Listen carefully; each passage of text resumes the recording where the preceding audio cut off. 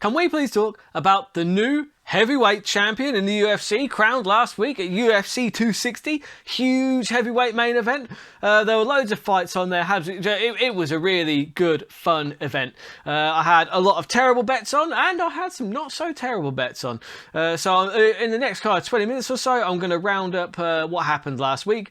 Round up the news a little bit. There are no fights happening this weekend in the UFC. There were some in Bellator, but honestly, a lot of them, like, you looked at the favourites, it's like, yeah, they're going to win. And I don't think there was any surprises on there. I did see the results.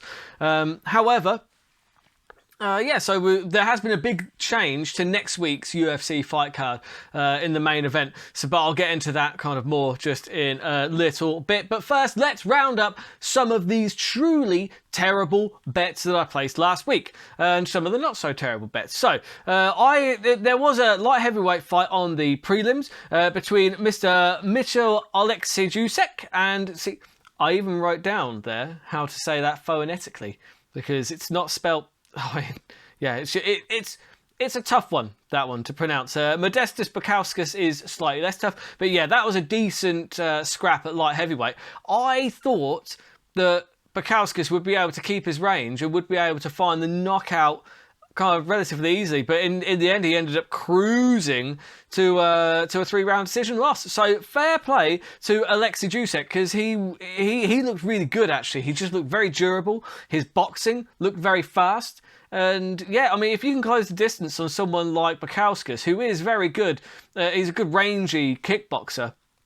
Yeah, Oleksiejczuk just seemed like he was more durable, and he just seemed like he had quite a lot of power in his hands, actually. I'm interested to see where he goes next. I think the next logical fight for him would be Alonzo Menifield. Alonzo Menifield beat Fabio something, I can't remember his name, but either way, it was a short, late notice replacement fight for Alonzo Menifield, and he won that by Von Flue choke in the first round. I think it was I think it was the first round. But yeah, either way, Alonzo Menifield is ranked, just above Oleksiejczuk. Neither of them are in the top 10 yet. I feel like matching those two up, and then the winner of that one getting kind of maybe a top 15 ranked opponent is probably what's next on the cards for those. So we also had Sugar Sean O'Malley, the return of the Sugar Show. He faced off against Thomas Almeida. On the face of it, I put a bet on O'Malley to win by knockout, and that was a good bet, because with respect to Almeida, I think he was being thrown to O'Malley here. Come on, he was on like a 4-fight skid already, I think. That now makes it 5, or he's now on a 4-fight skid, rather. But Almeida, he was smaller. He hasn't had a win in a while. He's just his next stop is Bellator. Let's be realistic here, right? Now, it wasn't ever in doubt, except for when O'Malley, like, basically he was looking for a highlight reel knockout, and eventually he got it. But in round 1, he had Almeida kind of hurt, and looked like he had him kind of knocked out, and he actually walked away as if to do like the walk-off knockout, but the referee was like, no, it's still going. And so there was me thinking, I was sitting there just, oh, you son of a bitch, you've literally robbed me of this knockout. Do you know what I mean? I had a bet on, and yeah, I was livid right up until he wow, that punch, because he dropped Almeida in the 3rd round, and then like kind of looked as if to say, no, is this over? And the referee didn't call it. So he wound up this punch and smacked him in the face, whilst Almeida's lying with his back on the floor, but he did go into a defensive position. So there was a lot of people saying, oh, that was a late stoppage. Shut up. No, it wasn't. It wasn't a late stoppage, because look, you've got to give Almeida a chance to defend himself. Do you know what I mean? He dropped and went into a defensive position, and it turns out that he wasn't really quite there, because O'Malley was able to just crack him with a really, really hard, horrible shot. But it wasn't a late stoppage, because had he just called it off, people would have been saying, well, You know, that was an early stoppage. Like, there were no shots between it being an early stoppage and a late stoppage. So you can't blame the referee for that, because where was he supposed to stop it? If he falls back and he just goes like that and then the referee calls it off, people would be screaming, "Wow, that was an early stoppage. Didn't even give him a chance to recover." But the referee gives him a chance to recover and everyone's like, "Oh, that was a late stoppage. He didn't need to take that final shot." Shut up. No, the referee's got a real difficult job there, because there weren't... He either stops it early or stops it late. Those were his two options there. If you're saying it was a late stoppage, which I'm not. I do not think it was a late stoppage. So, up next for Sean O'Malley will be interesting, because there are rumblings that it's going to be Dominic Cruz. That's an interesting fight. Like, at first, I was like, well, O'Malley or batter Cruz. It's like, will he though? Because Cruz looks pretty good against Kenny Casey. Not too long ago, about 3 weeks or so ago. He looked pretty good. But Cruz is getting up there in age.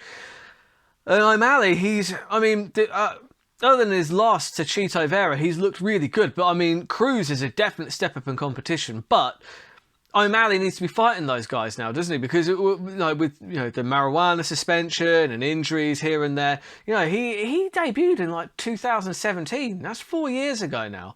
Like, if O'Malley wants to start making those runs for the title and becoming this household name, the Sugar Show, he needs to start fighting better competition. And Dominic Cruz is certainly that. So, looking forward to that. Next opponent for Almeida, I would say, is a Bellator fighter, because I would imagine that is where he's sailing off to. So, all the best to both those fighters. I'm looking forward to seeing where the Sugar Show goes.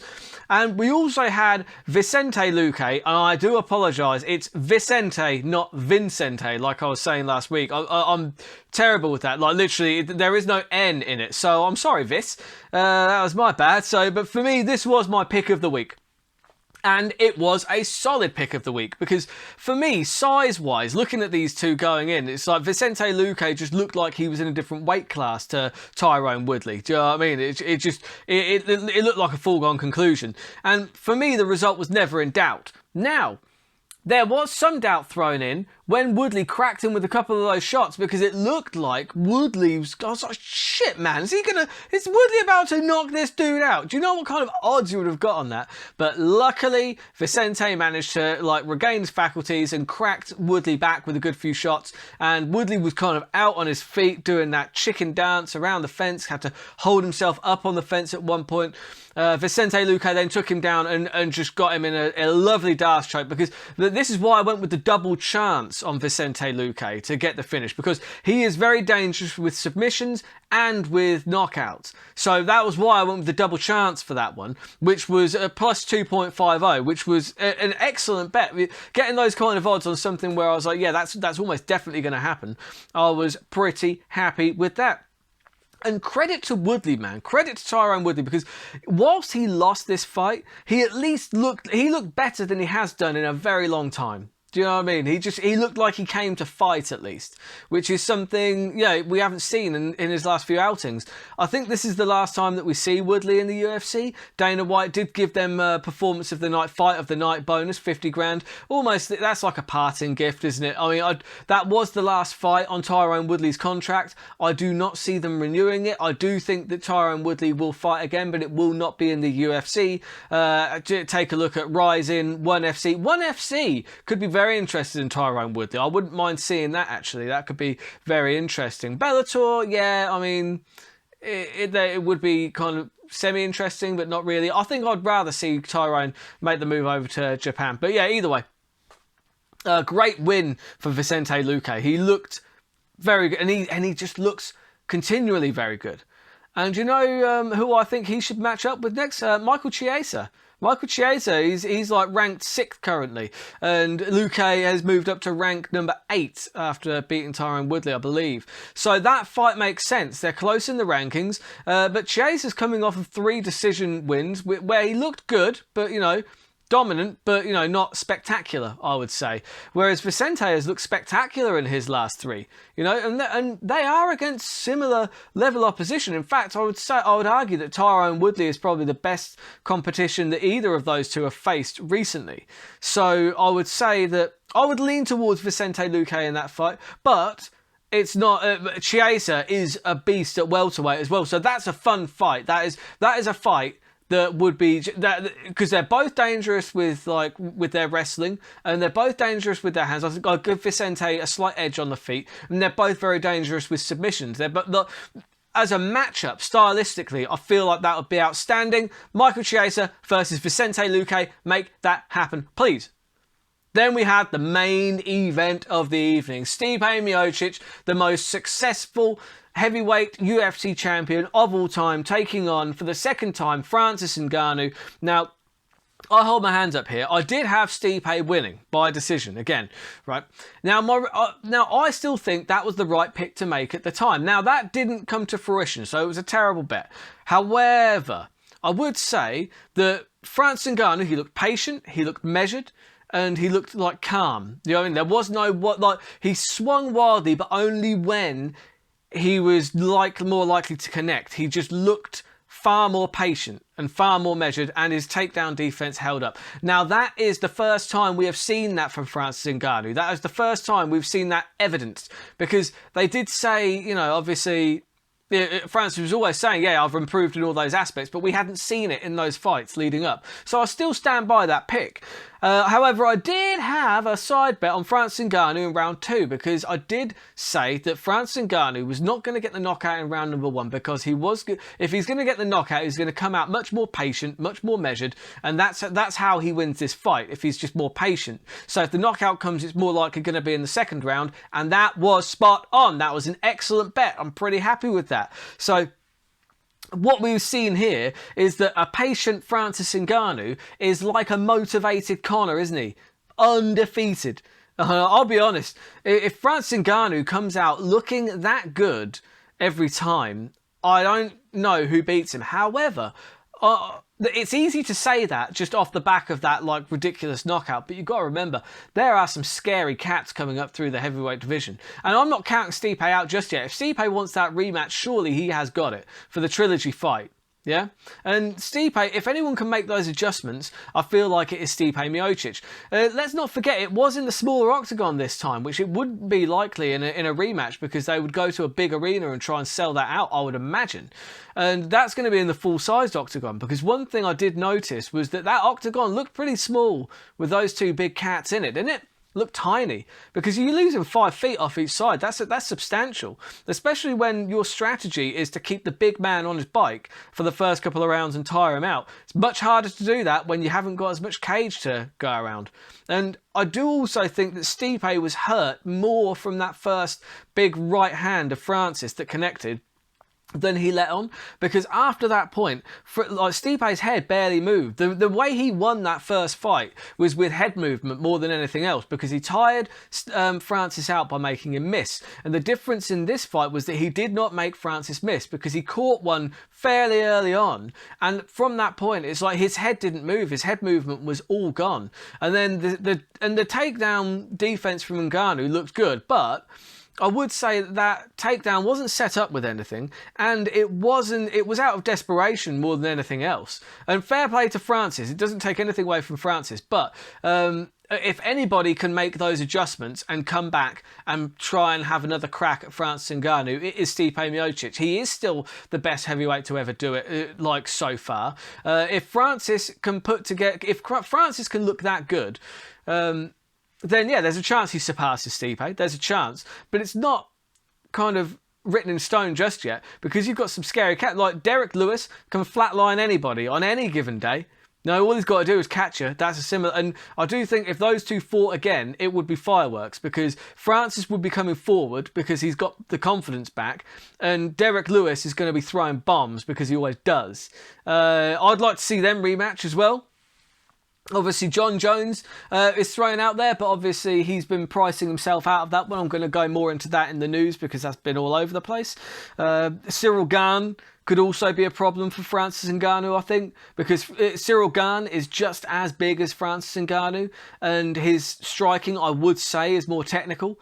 But if Francis continues to improve, then there's no reason he can't beat Cyril Gane. But Gane is That's the name that jumps out at me right now, because obviously people would look at the resumes and say, well, you know, Francis Ngannou flatlined Rozenstruik and Gane went to a decision with him. Yeah, but Gane, like, he didn't take any risks. He went 3 rounds without taking like any damage at all. Like, really, his defense was excellent. And that could be a problem for Francis if Francis gets made to miss and then he, you know, tires himself out.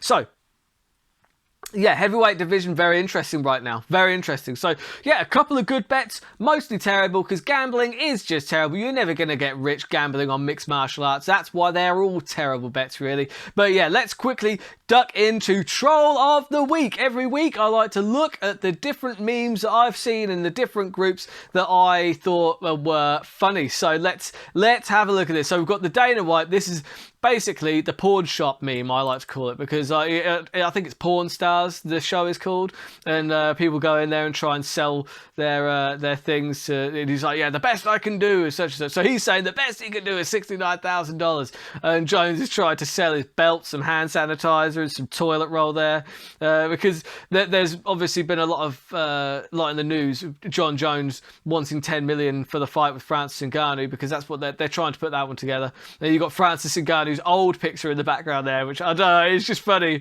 That's just a funny image showing you got Dana White just like, I'm gonna lowball you on this title fight, and I don't think he is, to be fair, but I'll go more into that in a little bit.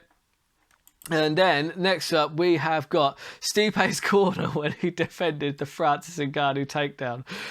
This one, if you've seen the US Office, it's Michael Scott there, and yeah, I imagine that was their faces when Francis Ngannou defended that takedown. It's like, oh dear,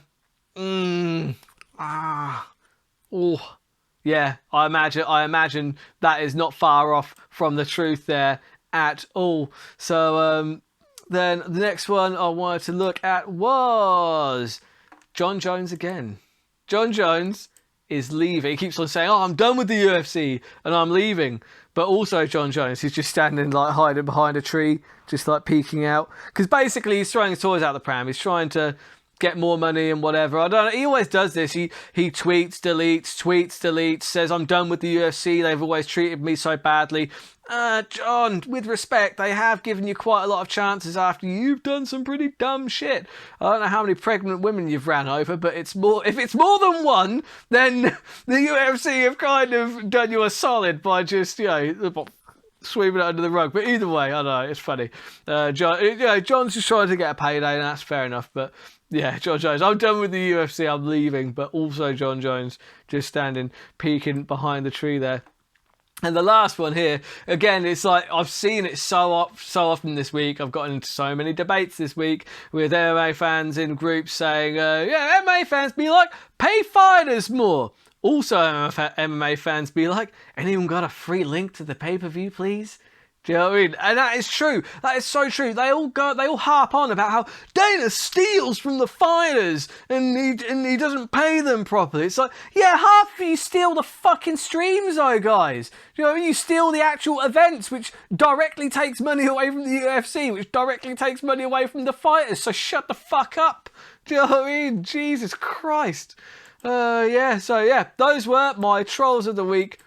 Always happy to see those. They do make me laugh. Right, so let's have a look at the news.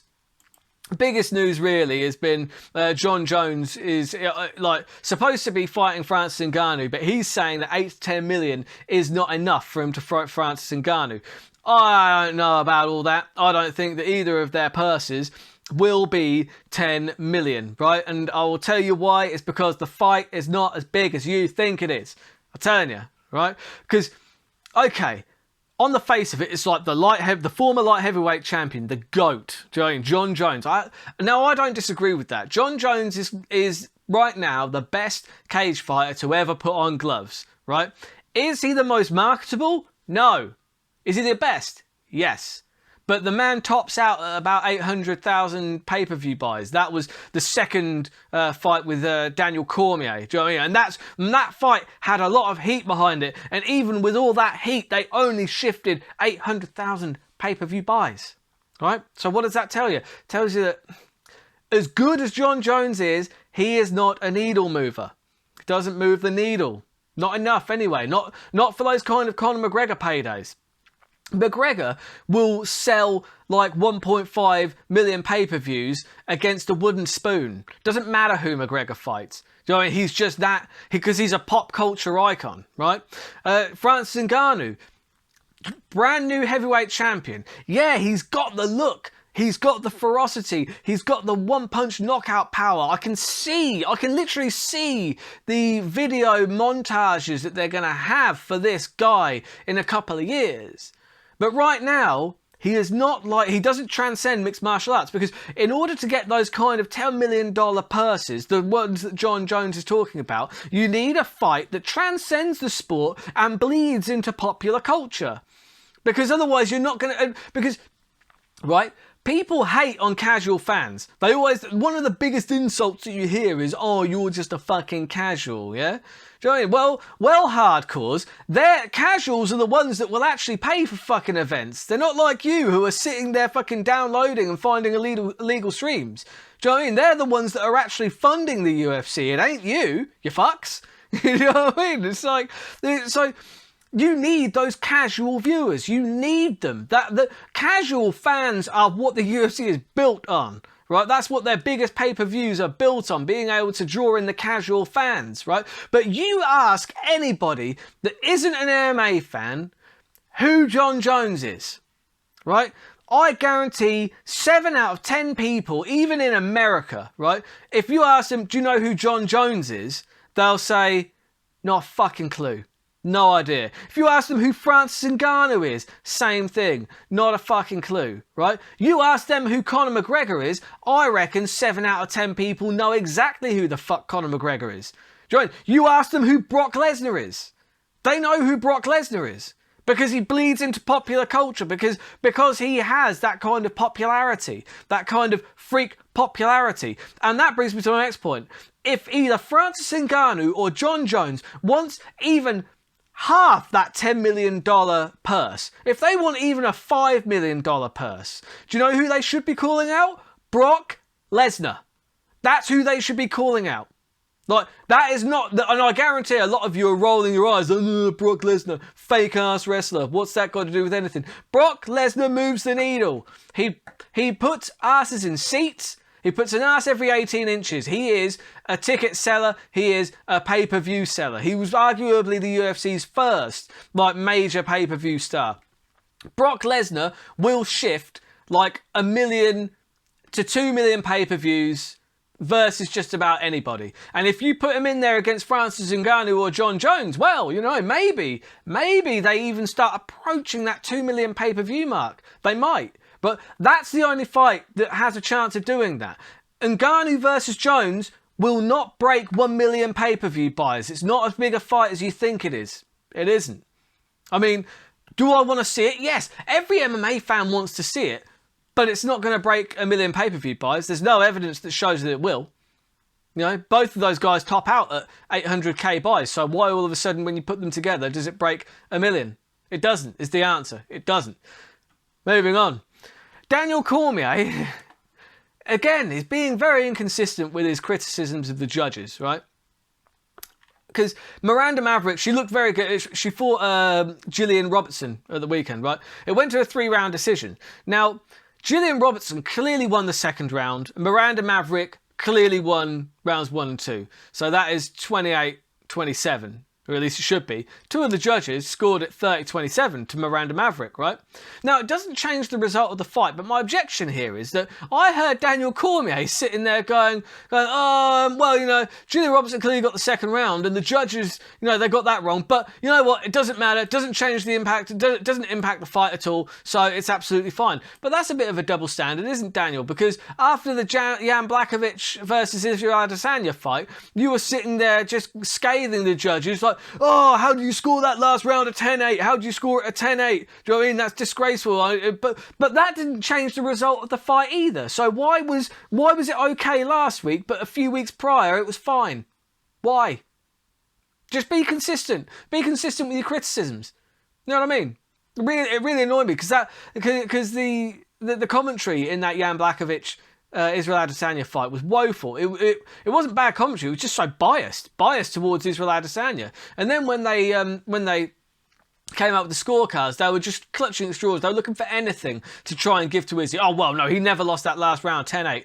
I wouldn't have scored it at 10-8. However, I see why the judges did, because of the aesthetic. Because, you know, Blachowicz was on top of him the entire round. Then he ended the round just raining down punches. And you could argue that had it gone much longer, that Israel would have been finished. But either way, I would like to see DC just be a little bit consistent, maybe, with his criticisms. Because if it's a problem when it happens in the Israel Adesanya versus Jan Blachowicz fight, why isn't it a problem a couple of weeks later when the exact same thing happens, really, in the Miranda Maverick versus Gillian Robertson fight? I mean, in neither case did it have any impact on the result of the fight, but the judges still got it wrong. So, yeah. And also, speaking of Israel Adesanya, he's ranked number 2 at light heavyweight. Why? Why is he ranked number 2 at light heavyweight? All he's done is go to light heavyweight and lose. He hasn't won at light heavyweight. He's got one fight at light heavyweight, which was a loss. What's the deal? What gives? Yeah, it just shows the rankings are bullshit, aren't they? Just bullshit. Ketek Piliev loses a finger. Wow, I mean, I didn't see the fight, but obviously everyone's seen this on the news. It's now since been reattached, but no, I mean, that's the first time a digit has ever come off in an MMA fight that I'm aware of. I mean, we've seen ears come off. Yeah, maybe this fight is gorier than I thought, but his ring finger just popped off. Like, everyone's a little bit unclear as to how it happened. Let me know in the comments if you've got details or watched it or saw how it actually happened, because I was trying to find out. And even CM Punk, who was commentating on the match, was mystified as to how it actually happened. How did it actually come? It wasn't a compound fracture. It just seemed to just come off. Yeah, they've reattached it, and he seems like, you know, he's gonna recover, which is fantastic. But I mean, wow. Yeah, I mean, it's a risky sport, isn't it? You know, it's a dangerous game. Some good news for Junior Dos Santos here. It looks like a Junior Dos Santos versus Fedor Emelianenko fight is in the works for Bellator. Now, I do think I would lean towards Junior Dos Santos in that fight, because, look, Fedor is not the Fedor that we all knew in Pride. And, you know, I do feel like Fedor is vastly overrated. That's an unpopular opinion, but it is my opinion. I do think that he was great in Pride, where he was allowed to, you know, do whatever he wanted. A lot of the people he fought in Pride, he fought some monsters, but he also fought a lot of tin cans, guys. Come on. And let's face it, it was the Wild West over there. How many steroids was he on? People say, oh, but look at his frame. It's like, yeah, look at his frame in Pride. He was jacked. He was huge. Do you know what I mean? And he comes from a country that had a statewide sponsored doping program, and they didn't do drugs tests in Pride. Do you know what I mean? It doesn't take a genius to kind of figure that out, does it? Do you know what I mean? So, yeah, anyways. He's obviously had a patchy record since then. Bader KO'd him pretty easily. And then people point to, well, you know, Fedor, he's still knocked out Rampage Jackson, who's known for having a good chin. I was like, not in that fight. He came in at 260 pounds, fat as fuck, just like literally, just barely, he almost keeled over in the first 30 seconds. I don't even really count that as a knockout. It was like exhaustion for Rampage Jackson. It was a farce. Right? So don't just sit there and say, oh, but he knocked out Rampage Jackson. That's bollocks. You know what I mean? Yeah, okay. But if he'd have just walked around with him for like 5 minutes, Rampage would have just tapped from exhaustion. It's ridiculous. Solid win over Frank Mir. He got a good win over Frank Mir. And he got a good win over Chael Sonnen as well. But come on, let's face it, Chael Sonnen is a middleweight. Do you know what I mean? Like, yeah, he knocked out a middleweight. Good for you. Well done. I don't think he's knocking out Junior Dos Santos, although Junior has shown that he is susceptible to that. He's been knocked out the last 4 times in a row. So I think it's at least a fair matchup, but I think Dos Santos is good enough offensively to crack Fedor and put him down before he gets cracked himself.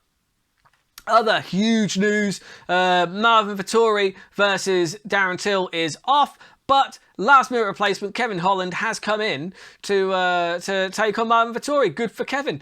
But I do think, I don't know, I feel like Brunson exposed Kevin Holland a little bit in their fight. It was only a couple of weeks ago where, it was just literally you get the takedown and he's not going to even bother getting back up. Marvin Vittori showed that he has got good offensive wrestling when he fought Israel Adesanya. I mean, I know that Vittori, he does like to strike, but his offensive wrestling is also very good. He's going to mix in some takedowns there, and I think he's just going to take down Kevin Holland at will and probably get a decision. Or maybe he'll find the finish. But good for Holland. Fair play to him for having the balls to step up and do it short notice, because the UFC like that and it's an extra payday for him. So yeah, good. That's a great move from Kevin Holland, and it gives him an opportunity to try and get back in the win column. And if he beats Marvin Vittori, he's right in the conversation, isn't he? So yeah, fair play to Kevin Holland. He's doing all the right things. I mean, except from in that Brunson fight, but maybe that was an anomaly. Let's just see how he looks next weekend. I'm really quite intrigued to see that fight. Another fight that I'm intrigued to see is Nate Diaz versus Leon Edwards. That's going to be huge. I mean, I didn't see that coming. Did you? Let me know in the comments. Did you see that fight coming? I didn't think that would be the fight that Nate Diaz would be coming back for, because if I'm honest, I don't know if that's a good fight for Nate Diaz, although it's probably going to play out largely on its feet, which Nate Diaz is going to like. It's a 5-round co-main event, which Diaz is going to like because he's got cardio for days. But it's not like Leon Edwards. Sorry, Leon Roberts is the referee. It's not like Leon Edwards is known for gassing out. And Leon's striking is so technically good. He looked so sharp against Bilal Muhammad until that fight was unfortunately stopped. So yeah, there are so many possibilities with the winners and losers of that match. I mean, one of the best possibilities really is if Nate loses and Masvidal loses his title fight, then they can do the BMF rematch, and then Leon Edwards can get his title fight against Kamaru Usman. But another possibility is that if Masvidal wins against Usman and Leon Edwards wins against Nate Diaz, they've set up the 3-piece and a soda welterweight title fight, haven't they? Very clever, because they've got history. Obviously, they had a bit of a run-in a car park in England, a UK event, which Masvidal, hit him with the 3-piece and the soda. There were T-shirts made. You all saw it. But yeah, so with that eventuality, you could see a welterweight 3-piece and a soda title fight, which would be brilliant. Usman wins and Leon wins. Yeah, there's just a lot of possibilities there. And yeah, and on top of the possibilities, it's just a great fight, isn't it? It's just a brilliant fight. Stylistically, that should be fantastic, because Nate Diaz is going to come forward. He's going to come forward like the Terminator, like he does. And Nate Diaz can crack, man. Look at what he did to Gray Maynard. He smashed him. Do you know what I mean? Nate Diaz has got underrated power, I think, because he usually doesn't. He punches at half kind of power. But yeah, great fight. Brilliant announcement. That's going to be absolutely fantastic.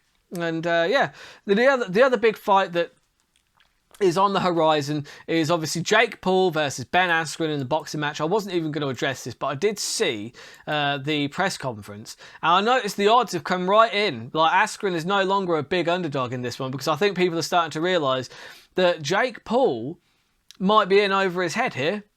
I mean, Askren's boxing is not good, but he's taken punches and avoided getting knocked out by some of the best fighters in the world in MMA.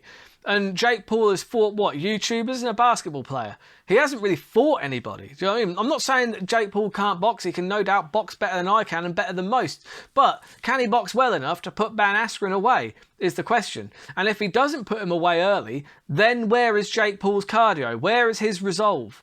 Because there's a video that I want to put, I'll put a little link to up here. Believing Bruce, I recommend you subscribe. Very, very good. Really interesting stuff. But he analysed the press conference, and it was there were things that I noticed. I did think that, look, overall, when I was watching it, before I saw the Believing Bruce video, I was just like, Jake Paul looked kind of weirdly uncomfortable. Throughout the whole thing, I couldn't quite put my finger on it.